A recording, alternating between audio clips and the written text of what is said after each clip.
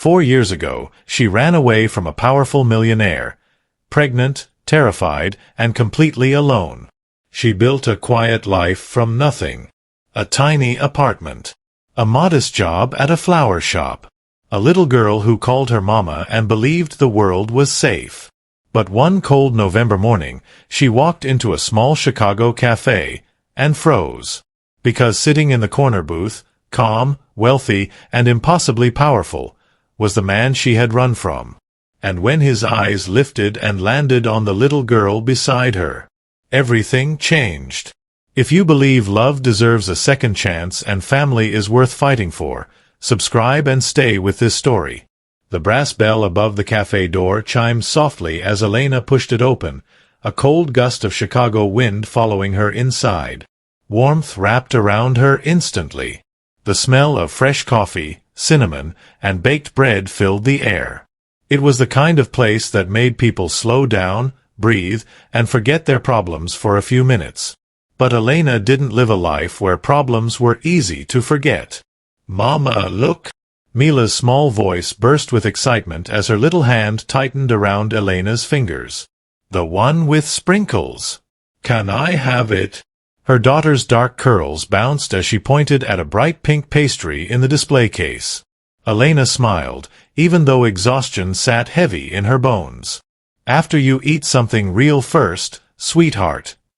"I'm not little," Mila protested immediately. "I'm big."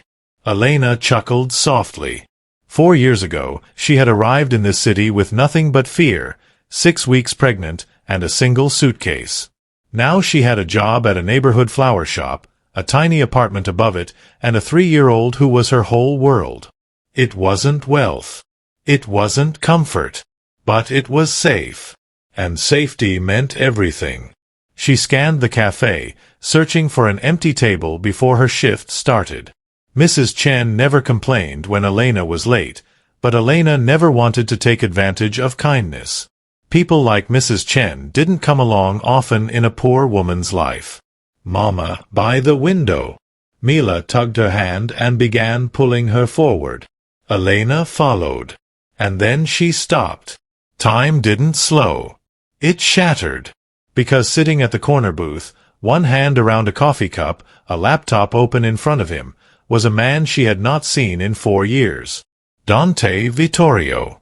He looked different, and exactly the same. The boyish softness was gone. In its place was the sharp confidence of a powerful man. His dark hair was neatly styled, his posture calm, controlled. Even in a simple sweater and jeans, he carried the quiet authority of someone who owned the world instead of living in it. A rich man. A dangerous man. The kind of man a poor woman runs from. His eyes lifted and locked onto hers. The coffee cup stopped halfway to his mouth. The color drained from his face. Recognition hit him like a physical blow. Elena couldn't breathe. She couldn't move.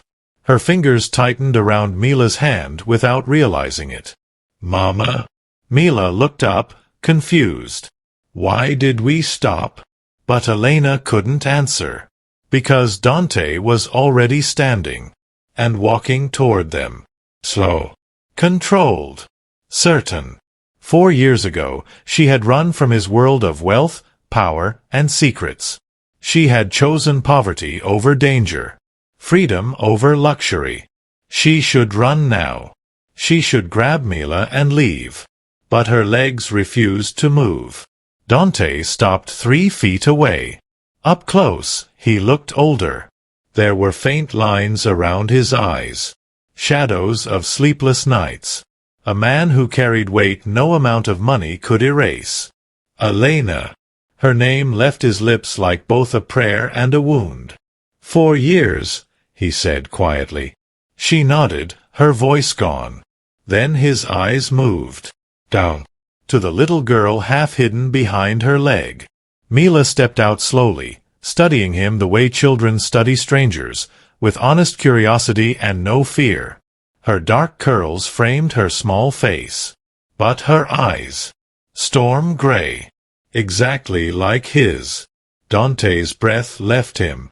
How old is she? He asked, his voice barely steady. Before Elena could speak, Mila answered proudly. I'm 3.5.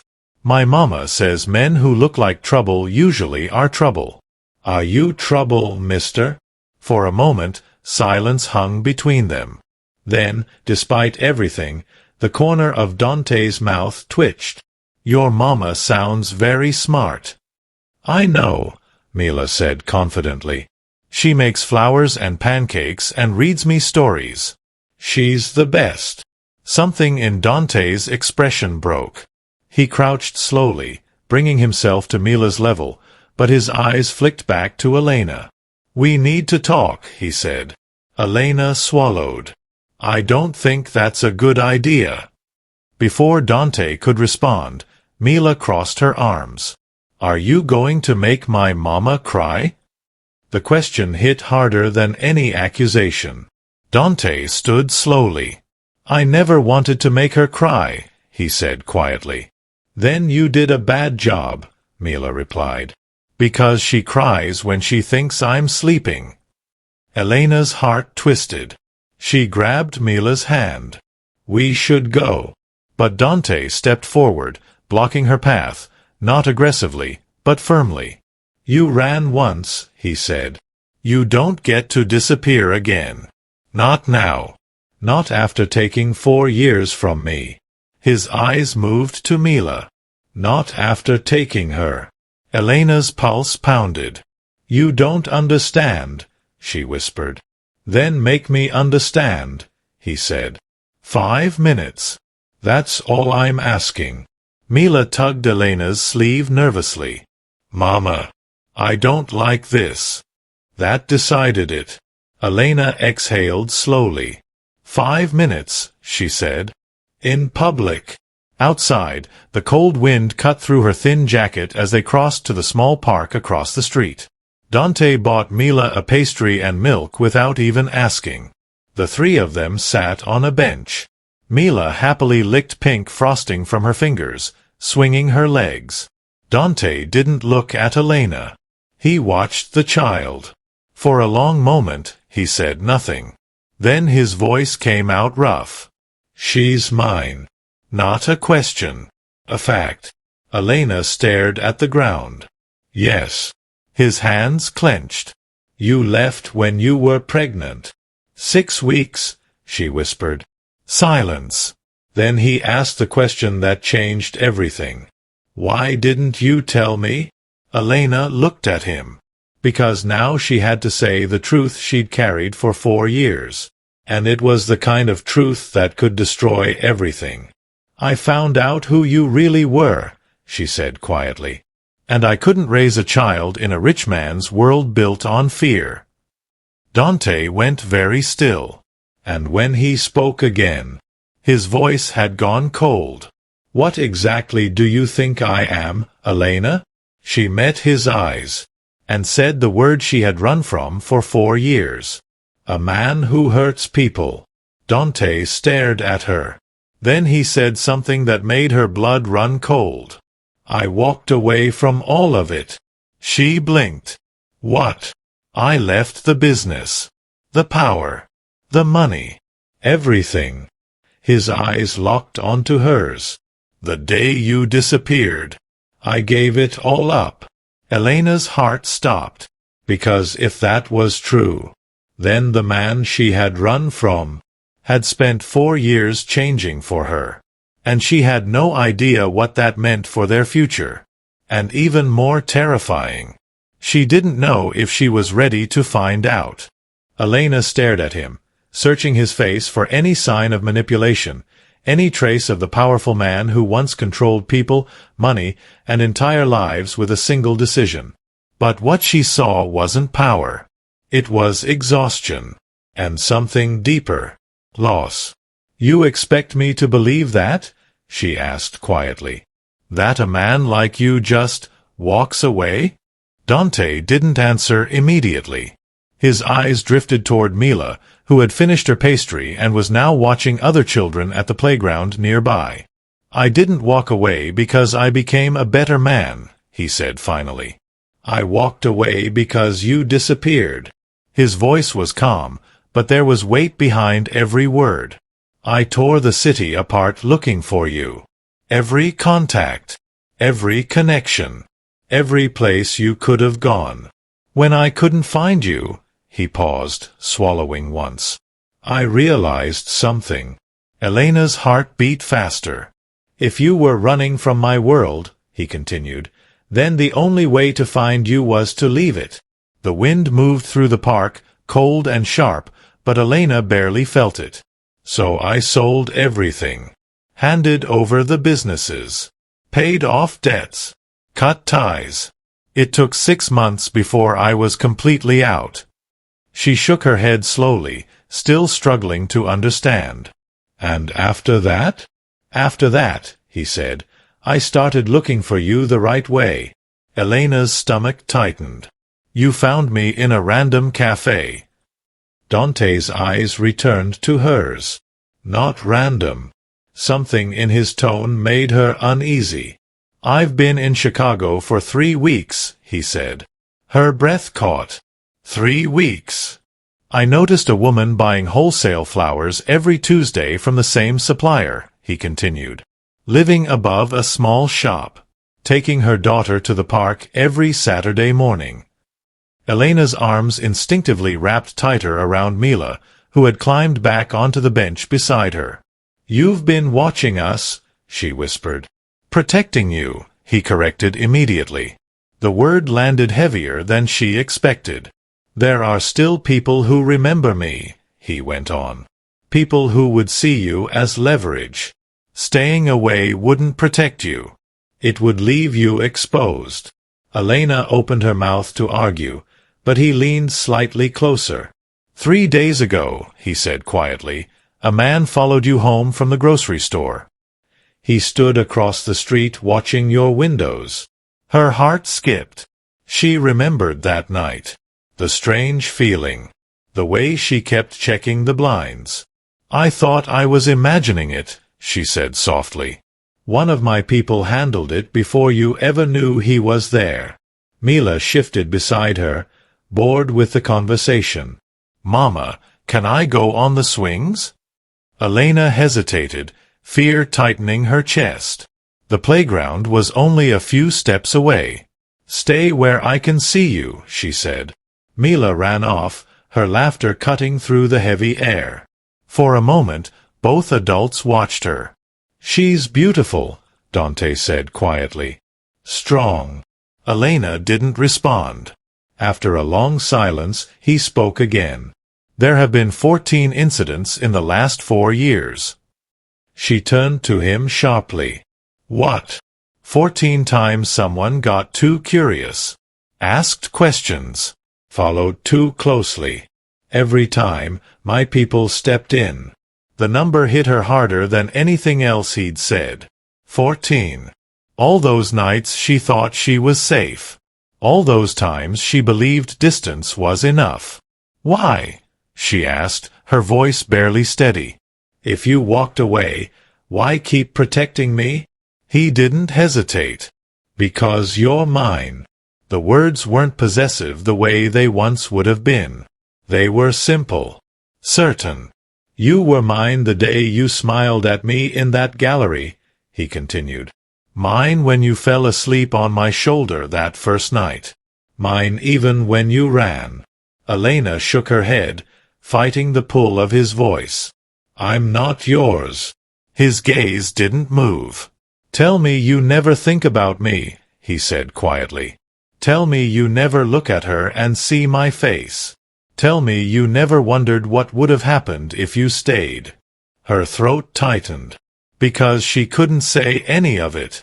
Across the playground, Mila pumped her legs higher on the swing. "Mama, look how high." Elena forced a smile and waved. Dante watched her for a moment. "Does she know about me?" Elena swallowed. "No. She just knows I had to leave someone. That it wasn't safe." He nodded slowly, absorbing that. "Then let her know me." There was something raw in his voice now. "I'm not asking you to trust me," he added.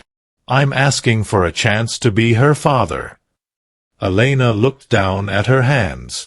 And if I say no? A sad smile touched his face. Then I'll still protect you from a distance. I won't disappear. I can't. Not now that I know she exists. A black car pulled up along the curb. Elena glanced at it, uneasy. An older man stepped out and moved toward the driver's side door. That's Mako, Dante said. He's been coordinating your protection. Before Elena could respond, the back door opened. A woman stepped out. Tall, elegant, expensive coat, perfect posture. She walked toward them like she already owned the moment. Dante's expression changed instantly. Tension replaced everything else. Who is that? Elena asked. His voice went flat. Isabella. The woman stopped a few feet away, her eyes moving over Elena, then Mila, then back to Dante. There was a smile on her lips, but no warmth behind it. My former fiancé, Dante added quietly. The word hit Elena like a sudden drop beneath her feet. Fiancé. The woman's gaze sharpened as she studied Elena more closely. So this is her, Isabella said softly. And something in her tone made Elena feel, for the first time that day, that the past wasn't finished with them. And it might be far more dangerous than she had ever imagined. Isabella's eyes lingered on Elena the way wealthy people sometimes look at something they don't quite understand, not with open cruelty, but with quiet judgment. Measured, dismissive, curious. So this is the woman you've been searching for, Isabella said, her voice smooth, controlled. I expected someone different. Dante stepped slightly forward, placing himself between them without making a show of it. This isn't the time, Isabella. Her smile tightened just a little. Oh, I think it is, she replied. Her gaze drifted past him toward the playground where Mila laughed as she swung higher. 4 years you disappeared from your world, Dante. From your responsibilities. From people who depended on you. Her eyes returned to Elena. And now I see why. Elena felt the familiar discomfort of being evaluated by someone who had never worried about rent, groceries, or choosing between heat and food. There was wealth in Isabella's posture. In her voice. In the way she stood as if the world naturally adjusted itself around her. Dante's tone turned colder. Say what you came to say and leave. Isabella ignored him. Do you know what he gave up for you? She asked Elena. Companies. Contracts. Influence. An entire empire. People lost their positions. Their security. Elena swallowed. She hadn't asked him to do any of that. She had only run. I didn't ask him to, she said quietly. No, Isabella agreed. That's the point. You ran, and he destroyed everything chasing a ghost. The word stung. Ghost. Like the last 4 years of struggle, fear, and survival had been nothing. Mama! Mila's voice rang out as she ran back toward them, cheeks pink from the cold and excitement. She stopped when she saw Isabella. Children sensed tension faster than adults ever did. Mila moved closer to Elena's leg. Who's that? She asked softly. Isabella crouched gracefully, her smile returning, polite, distant. Hello, sweetheart. I'm a friend of Dante's. Mila studied her carefully. You don't look like his friend. The honesty of it hung in the air. Dante's mouth twitched despite himself. Why do you say that? Isabella asked. Because you look mad, Mila said simply. And Mama says people who smile with angry eyes aren't nice. Elena felt her heart squeeze. Isabella straightened slowly. Her smile was gone now. Charming, she said under her breath. Then she turned to Dante. You think this changes anything? You think walking away erased your obligations? Dante's voice dropped lower. It erased the ones that didn't matter. And the ones that do? She pressed. Your family's foundation? The board seats? The legal matters still in your name. I transferred everything. Not everything, Isabella said quietly. For the first time, uncertainty flickered across Dante's face. There are still people who expect you to come back, she continued. Investors. Partners. Old allies who aren't happy about losing access to you. Her eyes moved again toward Elena and Mila. And now they know why you left. The air felt colder. What are you saying? Elena asked. Isabella held her gaze. I'm saying rich men don't disappear without consequences. When they walk away, people start looking for leverage. Mila tugged Elena's coat. Mama, I don't like her. Dante stepped forward immediately. This conversation is over. Isabella looked at him for a long moment. There was something like sadness beneath her anger. You chose this life, she said quietly. Just remember, the world you left doesn't forgive easily. She turned and walked back toward the car without another word. Marco opened the door for her, his expression unreadable. The car pulled away. Silence settled over the park. Elena looked at Dante. What did she mean? His jaw tightened. Isabella is bitter. She's trying to scare you. Are you saying she's lying? He didn't answer right away. That was answer enough. Mila slipped her small hand into his. Are you staying? She asked him. The question was simple, but the weight of it was heavy. Dante crouched beside her. If your mama lets me. Mila nodded seriously, as if that made perfect sense. Then she looked up at Elena. Can he stay? Elena opened her mouth, and realized she didn't know what to say, because nothing about this situation was simple anymore. This wasn't just the man she had loved, or the man she had run from. This was a wealthy man whose past still had reach, power, enemies. And now those enemies might know exactly where to find him. Where to find them. I don't know, she answered honestly. Mila seemed satisfied with that and ran back toward the swings. Elena turned to Dante. If what she said is true, then being near you makes us a target. His eyes didn't move from Mila. You were already a target, he said quietly. Her stomach dropped. What? I told you there have been 14 incidents, he reminded her. That wasn't random. She stared at him. You mean people were already looking for me? For you, he said. For anyone connected to me. The weight of that truth settled slowly. All those years she thought distance was protection. All those nights she believed she had escaped his world. You should have told me, she whispered. I tried to keep it away from you, he said. But Isabella was right about one thing. He turned to face her fully. The past doesn't let go easily. The wind moved through the trees. Somewhere nearby, a child laughed. Normal life. Ordinary life. The kind Elena had fought so hard to build. If staying near you puts her in danger, she said, her voice shaking slightly, then I'll leave this city. Dante's expression changed instantly. No. The word came out sharp, firm. You're not running again. I'll do whatever keeps her safe. And running won't do that, he said. Because this isn't about distance anymore. It's about protection. She shook her head. I don't want protection. I want a normal life. He stepped closer. You don't have one. The truth of it hurt. You have a small apartment with weak locks, he continued quietly. You walk to work alone. Your daughter goes to a daycare anyone can access. You're surviving, Elena. You're not safe. She wanted to argue.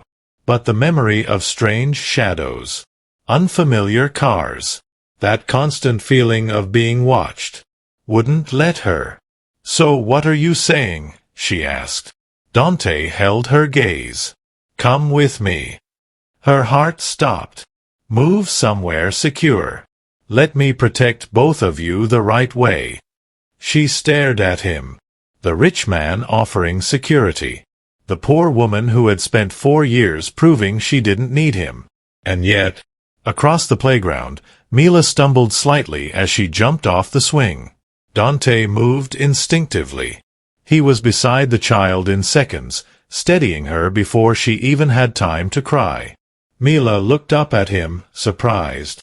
Then she smiled, and wrapped her arms around his neck. Elena watched them. The powerful man who could command wealth, influence, and protection, standing in the cold, holding a little girl like she was the most important thing in the world. And for the first time, Elena felt something more dangerous than fear. She felt the walls she had built for 4 years starting to crack. Elena stood very still as Mila laughed in Dante's arms. The sound was light, happy, the kind of carefree joy Elena had fought so hard to give her daughter. For a moment, the world looked simple. A child. Her father. A quiet park in the middle of a cold Chicago afternoon. It almost looked like a family. And that was exactly what scared her. Dante set Mila down gently, brushing a curl away from her face. "You okay, Piccola?" he asked softly. "I'm brave," Mila said proudly. Then she looked up at him. "Are you coming again tomorrow?" The question caught him off guard. His eyes flicked toward Elena before returning to Mila. "If your mama says it's okay." Mila nodded seriously, as if that was the only rule that mattered. Then she ran back toward the swings. Dante watched her for a long moment. There was something quiet in his expression now. Not power. Not control. Something softer. Something careful. When he turned back to Elena, his voice was lower. "You don't have to decide today." She folded her arms, trying to hold on to the distance she'd built between them. "You're asking me to trust a life I ran from." "I'm asking you to trust what I am now," he said. "And how do I know that's real?" she asked. "You had money before. Power. A world built around you. What happens when that world pulls you back?" "It won't." The certainty in his tone should have reassured her. Instead, it made her nervous. "Rich men don't walk away from power that easily," she said quietly. "I didn't walk away easily," he answered. "I walked away because none of it mattered without you." The words settled between them, heavy with memory. For a second, Elena saw flashes of the past. The gallery lights. His hand at the small of her back. The way he used to look at her like she was the only thing in the room. She pushed the thought away. "That was before," she said. "Yes," he agreed. "Before I lost everything that mattered." Mila's laughter carried across the park again. Dante's eyes followed the sound. "I missed her first steps," he said quietly. "Her first words. Her first birthday." Elena's throat tightened. "I missed every night she woke up crying. Every time she was sick. Every moment you struggled alone." She looked down. Because he was right. There had been nights when the rent was late. Nights when Mila had a fever and Elena sat awake praying it would break because she couldn't afford an emergency visit. There had been days when she skipped meals so her daughter wouldn't have to. And through all of it, she had told herself one thing. This is safer. This is worth it. But now she wasn't so sure. "You chose this life," she said softly. "You chose wealth. Influence. That world." "I chose you," he corrected. "And I chose wrong when I thought I could keep my world and still deserve you." The wind picked up, carrying the sharp edge of winter. Elena wrapped her arms around herself. "What exactly are you offering?" she asked. Dante didn't hesitate. "A secure place to live. Real protection. Schools she doesn't have to leave because the rent went up. Doctors you don't have to worry about paying. A life where you're not always one emergency away from losing everything." The words hit harder than he probably realized. Because they weren't promises. They were the quiet fears Elena lived with every day. "I don't want to depend on you," she said. "You already do," he answered gently. She frowned. "You called me today instead of running." She didn't respond. Because that was true. When she saw him in the café, part of her had wanted to leave. But another part had stayed. "I'm not asking you to give up your independence," he continued. "Work. Live your life. Make your choices. I just want you safe while you do it." She watched Mila jump from the swing again, wobbling but laughing. "If I come with you," Elena said slowly, "this isn't temporary." "I know. This changes everything." "I know. And if I decide later that I don't want this?" Dante met her eyes. "Then you walk away." She searched his face, looking for the catch. "There's no condition?" she asked. "Only one," he said quietly. "What?" "You don't run without talking to me first." The request was simple, reasonable, and somehow heavier than anything else he'd said. Mila came running back again, slightly out of breath. "Mama, I'm hungry." Elena smiled faintly. "We just ate. But that was pastry hungry. Now I'm real hungry." Dante laughed under his breath.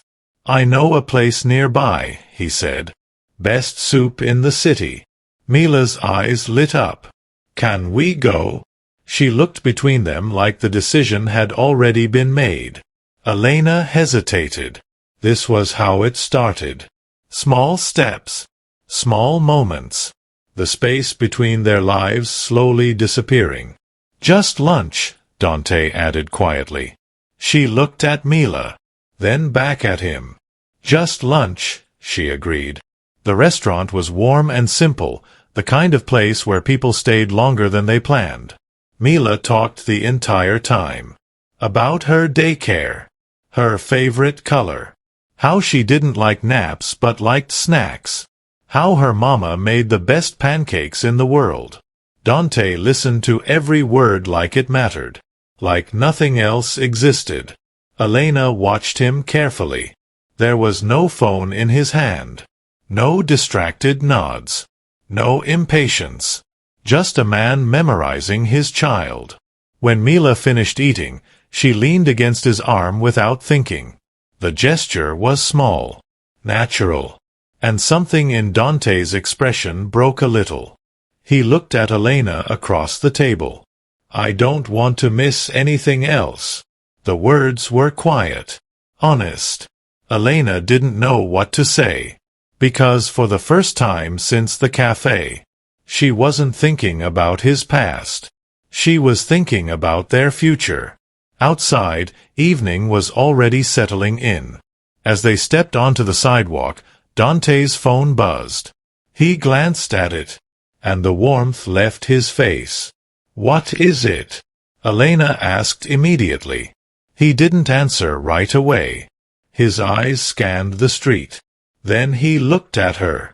"We need to go," he said quietly. Something in his tone made her heart drop. "Why?" He slipped the phone into his pocket. "Because someone just asked about you." Elena's breath caught. "Who?" Dante's jaw tightened. "One of the men I used to work with." The street suddenly felt colder. Busier. Less safe. "And he's not asking out of curiosity," Dante added. Elena felt Mila's small hand tighten around hers. "Then why is he asking?" Dante looked at both of them, and his answer came out low and steady. "Because he thinks you're leverage." For a moment, Elena didn't move. The word hung in the cold evening air. Leverage. It was a word that belonged to Dante's world.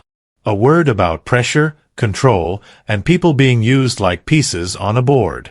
And now it was being used about her. About Mila. Her fingers tightened around her daughter's hand. "Mama?" Mila looked up, sensing the sudden tension. "Why are you squeezing?" Elena forced herself to loosen her grip. "I'm sorry, baby." Dante was already scanning the street, his posture changing in a way Elena hadn't seen before. His shoulders squared, his eyes sharp, alert, calculating. This was the man she had run from. Not the father listening to stories over soup. Not the man watching his daughter swing. This was the man who knew danger before it arrived. "Where are we going?" Elena asked quietly. "My car is 2 blocks over," he said. "We're not walking back the way we came." Her stomach tightened. "You think someone is watching us right now?"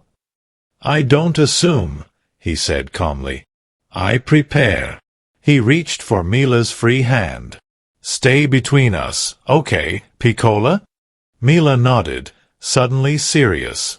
They walked without rushing, but Elena could feel the tension in every step. Dante's attention moved constantly. Windows, parked cars, reflections in glass storefronts. The city felt different now. Louder. Closer. Less safe. What exactly did the message say? Elena asked. "That someone was asking about a woman with a child," Dante replied. "A description that matches you." "Who?" she asked again. "A man who used to handle collections for one of my old operations." Elena's breath caught. "Collections, as in money?" "As in pressure," Dante said. They turned a corner. A sleek black car sat at the curb. Marco stepped out immediately, opening the back door without a word. Dante guided Mila inside first, then Elena. He slid in beside them. The doors locked automatically. Only then did Elena feel her lungs fill properly. Marco pulled into traffic smoothly. "Penthouse," Dante said quietly. Elena turned toward him. "Wait. Your place. It's secure." "I didn't agree to move in," she said.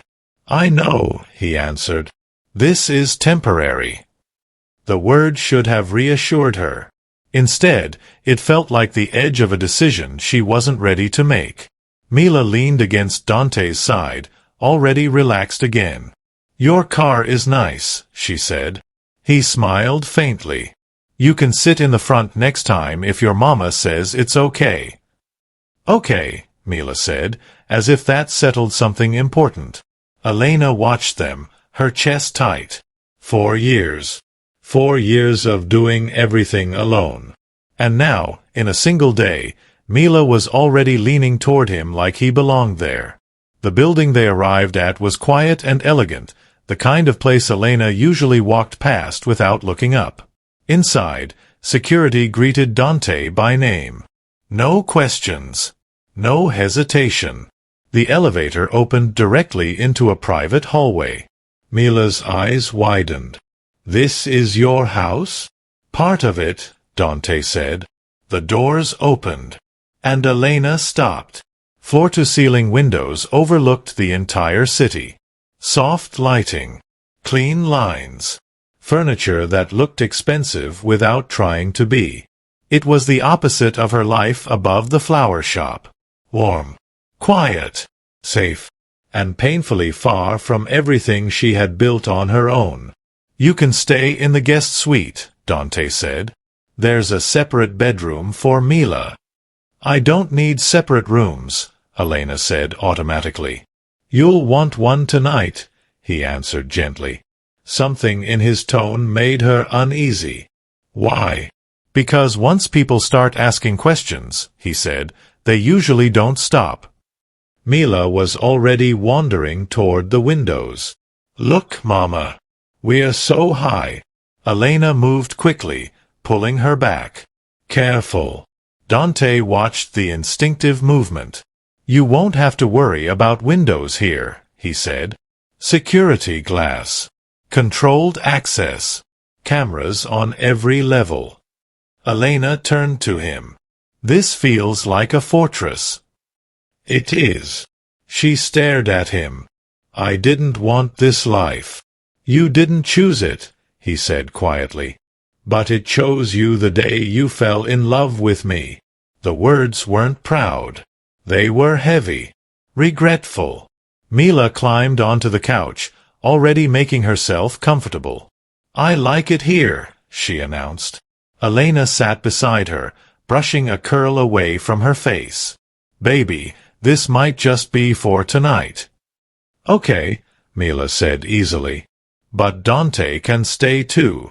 The way she said his name, natural, trusting, made something twist inside Elena. Dante stepped back slightly, giving them space. "I'll be in my office," he said. "There's food in the kitchen if you need anything." He hesitated, then looked at Elena. "We need to talk after she's asleep."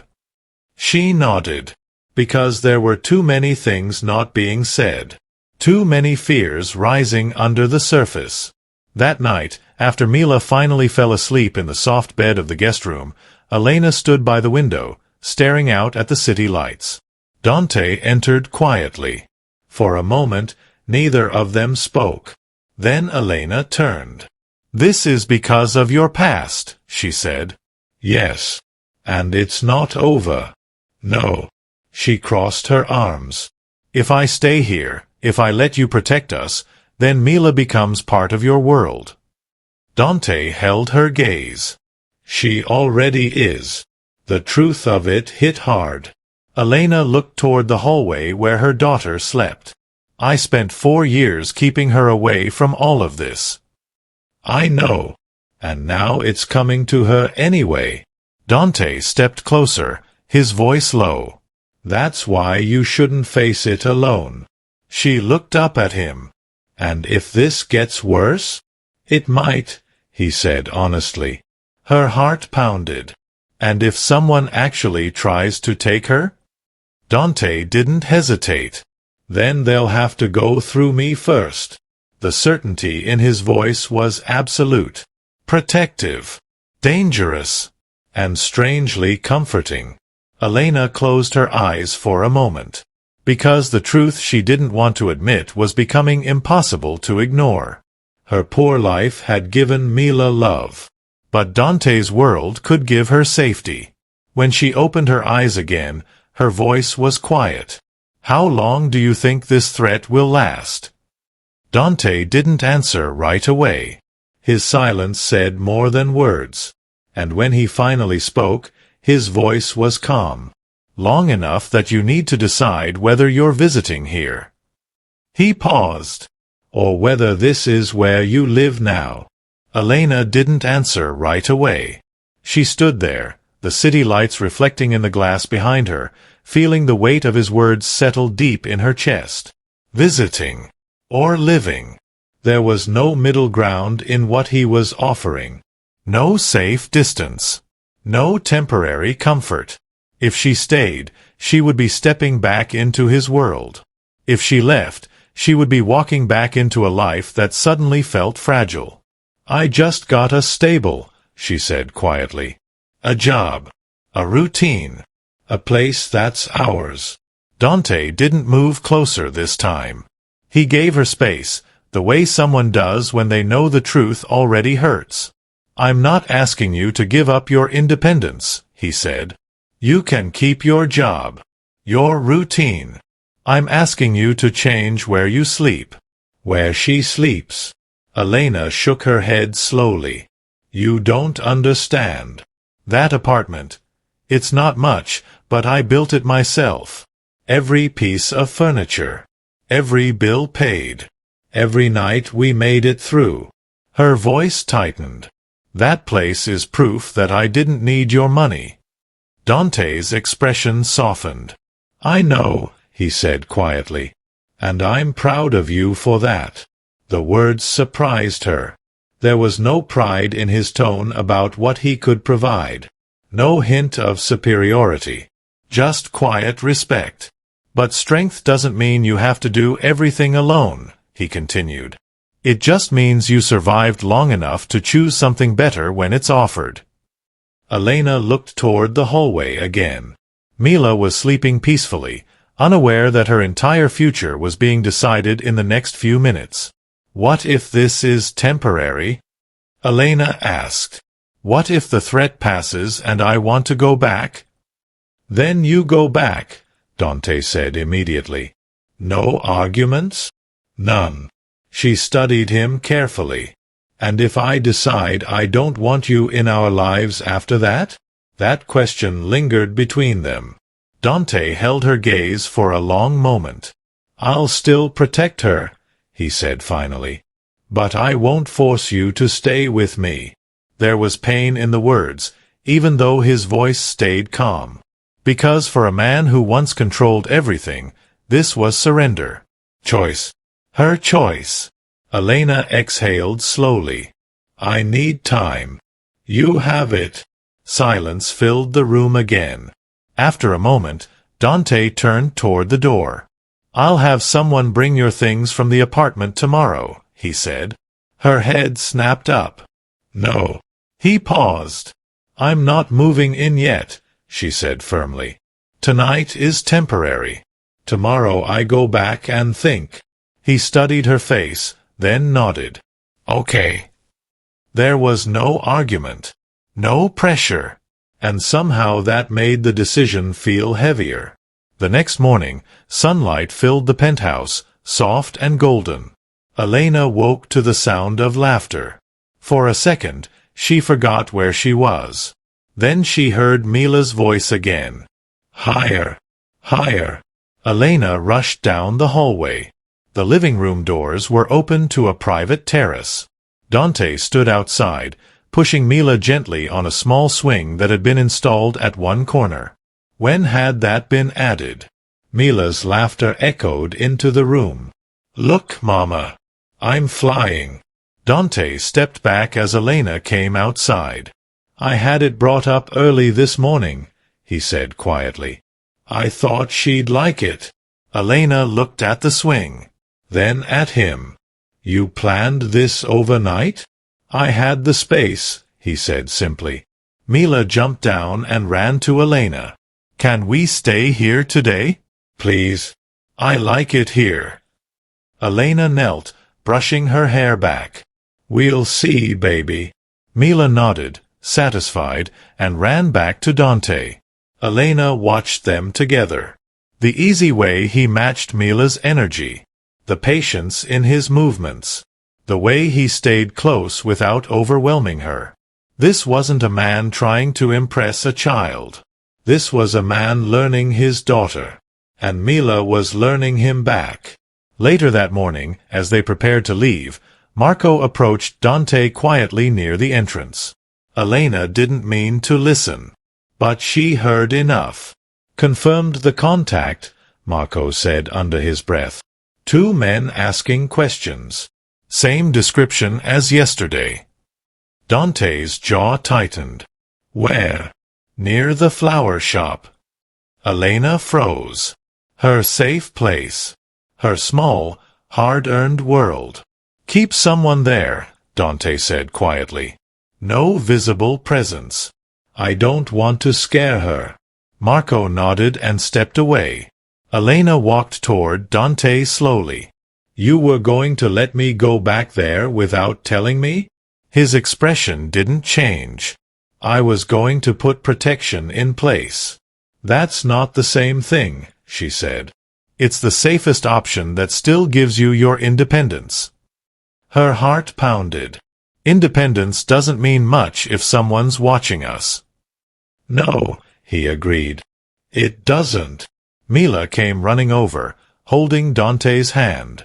Are we going home now? Elena looked at her daughter, then at Dante, then at the door that led back to her small apartment, her normal life, her hard-won independence. And for the first time, that life didn't feel strong. It felt exposed. fragile. What do you want to do, Mama? Mila asked. The question was simple, but the answer would change everything. Elena took a slow breath. She looked at Dante, and saw something she hadn't noticed before. He wasn't waiting like a man expecting control. He was waiting like a man hoping, afraid she might still walk away. Elena looked down at Mila, then back at him. Just for a little while, she said quietly. Dante didn't smile. He just nodded once, because he understood. This wasn't surrender. This was trust. And trust, once broken, only came back one careful step at a time. But as the elevator doors closed behind them, taking them back up instead of down, Elena couldn't shake the feeling that she had just stepped into something much bigger than safety. Because somewhere out there, someone was still asking about her. And now they would know exactly where she was. The elevator doors opened quietly, and Elena stepped back into the penthouse with a feeling she couldn't quite name. It wasn't peace. Not yet. But it wasn't fear anymore either. It felt like standing at the edge of something new, something uncertain, but necessary. For the next few days, life settled into a strange rhythm. Mila adapted first. Children always did. She ran through the wide rooms like they had always belonged to her. She claimed a corner of the living room for her toys. She asked Dante endless questions, and he answered every one of them with patience that never seemed forced. Why are you so tall? So I can reach the cookies on the top shelf. Why are your eyes gray like mine? So I can see when you're about to do something you're not supposed to. Her laughter filled the quiet spaces. And slowly, the penthouse stopped feeling like someone else's world. It started feeling like a home. But outside those walls, the danger hadn't disappeared. 3 days later, Marco came to Dante's office with a different kind of expression. Elena knew something was wrong the moment she saw it. They found him, Dante said quietly after Marco left. Her heart tightened.